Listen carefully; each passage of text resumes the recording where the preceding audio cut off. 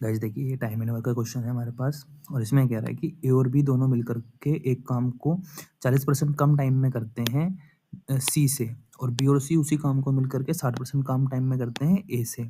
अगर वो दोनों एक साथ मिलकर काम करें 20 दिन में काम खत्म कर देते हैं तो बी अकेला उस काम को कितना टाइम में करेगा। इसको देखते हैं हम।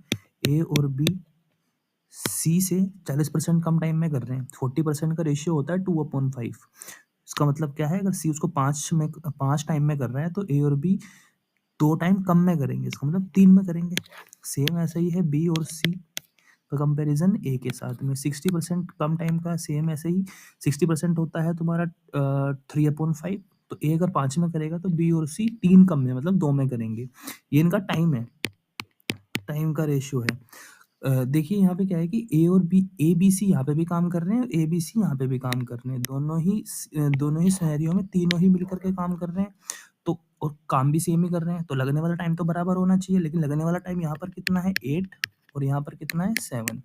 तो रेशियो में आपने पढ़ा होगा कि चीज़ों को इक्वल करना है तो इसको हमें क्या करना होगा, बराबर कर देते हैं। इन दोनों ही सिनेरियोज में वैल्यू बराबर कर देते हैं। तो बराबर करने के लिए यहाँ पे 8 से मल्टीप्लाई और यहाँ पर 7 से मल्टीप्लाई। तो टाइम का रेशियो 21, 35, 16 और 40, ये टाइम का रेशियो है। तो एफिशिएंसी का रेशियो हम पहले भी पढ़ चुके हैं कि टाइम के रेशियो से रिवर्स होता है। 35, 21, 40 और 16 एफिशिएंसी आ गई है हमारी। अब सी की एफिशिएंसी 21 है और ए की 16 है। यहाँ पे ले लेते हैं, अगर ए की यहाँ पर 16 है और यहाँ पर अगर ए की 16 है तो सी की कितनी होगी, वही बी प्लस सी 40 है और सी 16 है। तो हमारा सॉरी यहाँ पे जो वो है सी की एफिशिएंसी है वो 21 है। सी की 21 है तो बी की कितनी हो जाएगी 19।